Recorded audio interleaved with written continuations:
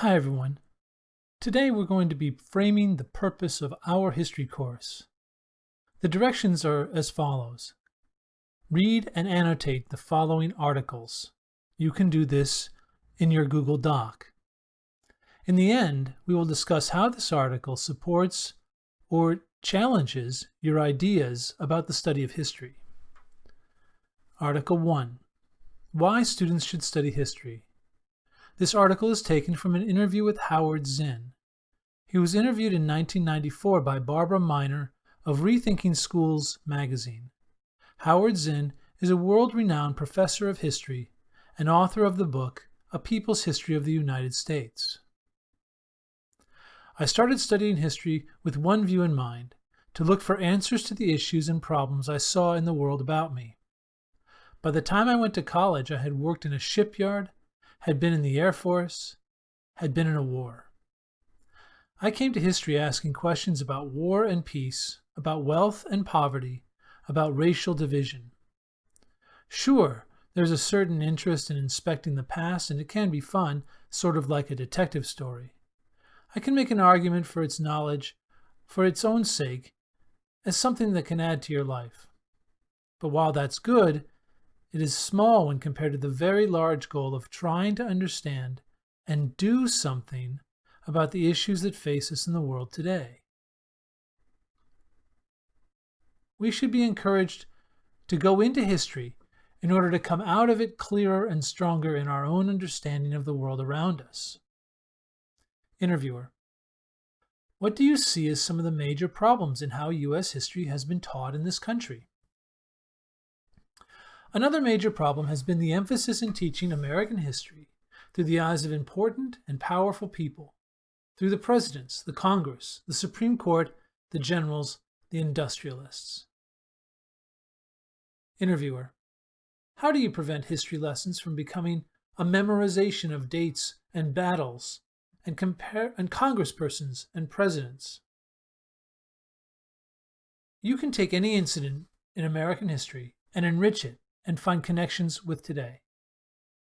You should ask students if anything in a particular historical event reminds them of something they read or see in their communities or the world today. When you press students to make connections, to generalize from the uniqueness of a particular historical event and find something it has in common with another event, then history becomes alive and not just past, but present.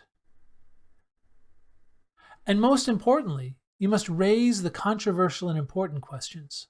For example, when studying the Mexican-American War, ask students, was it right for us to take Mexican territory? Should we be proud of that?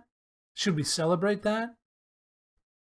History classes often think they must avoid judgments of right and wrong because, after all, those are matters of personal opinions.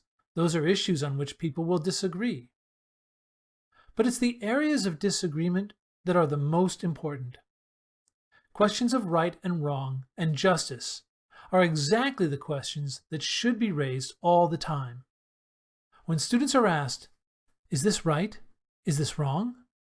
Then it becomes interesting. Then they can have a debate, especially if they learn that there's no simple, absolute, agreed upon universal answer. It's not like giving them a multiple choice question where they are right or wrong. History classes must also address the problem that people have been miseducated to become dependent on government, to think that their most important act as a citizen in democracy is to go to the polls and vote every 2 years or 4 years. That's where the history of social movements comes in. History classes should dive into colonial rebellions, into the abolitionist movement, into the populist movement, into the labor and union movement, and so on, and make sure that these social movements don't get lost in the overall story of presidents and Congresses and Supreme Courts. Emphasizing social and protest movements in the making of history gives students an understanding that they, as a people, in the country, are the most important actors in history. Interviewer: Are there specific ways that history classes can foster an anti-racist perspective? In many classrooms, this moral goal of being anti-racist is not considered in teaching history.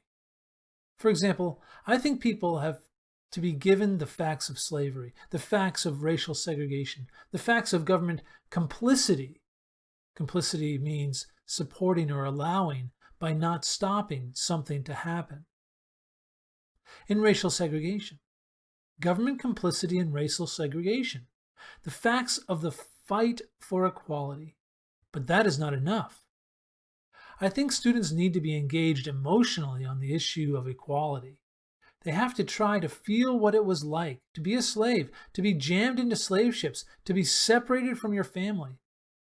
Novels, poems, autobiographies, memoirs, the reminiscences of ex-slaves, the letters that slaves wrote, the writings of Frederick Douglass.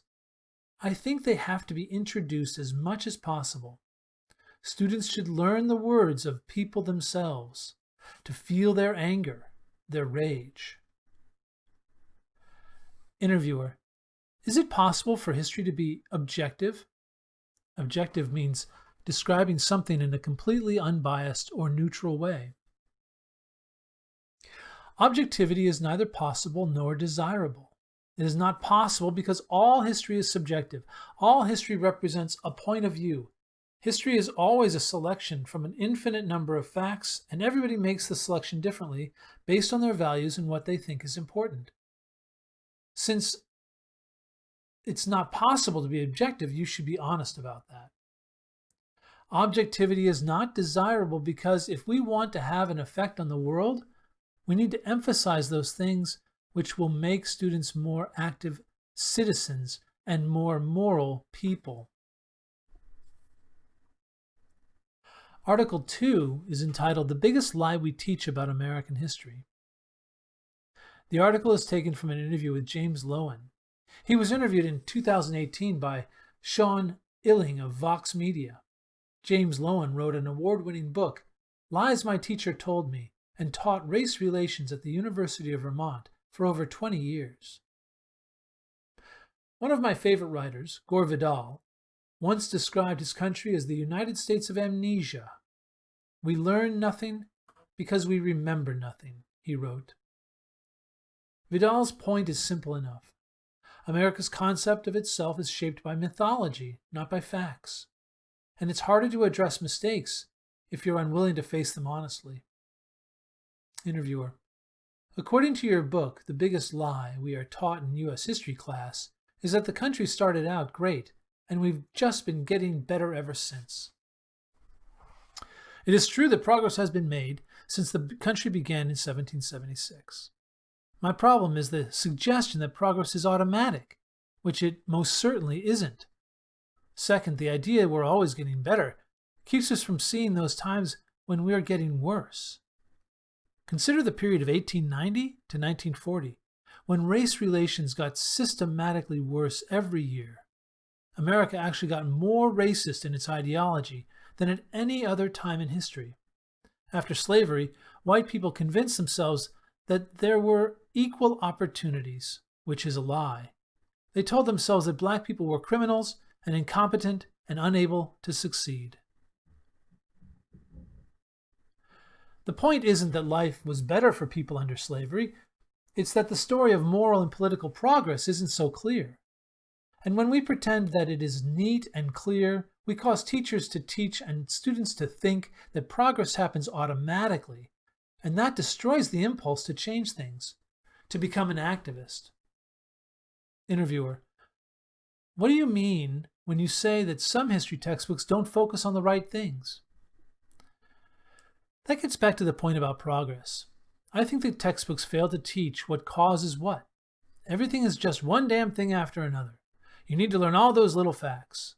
Therefore, they fail to impart the idea that we, as a people, should be trying to achieve things that won't happen without our efforts. For example, if we want to make our society less racist, there are certain things we'll have to do, like we did between 1954 and 1974.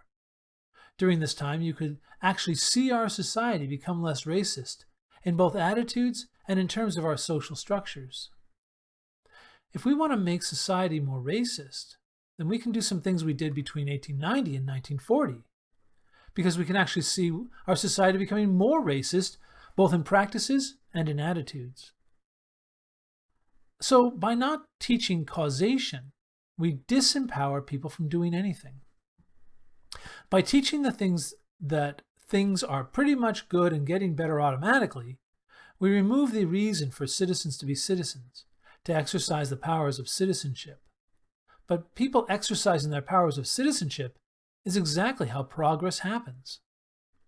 Nothing good happens without the collective efforts of dedicated people. History, the way it's commonly taught, has a way of blurring this fact and making it more difficult to see the work of all the many collective people who made this happen.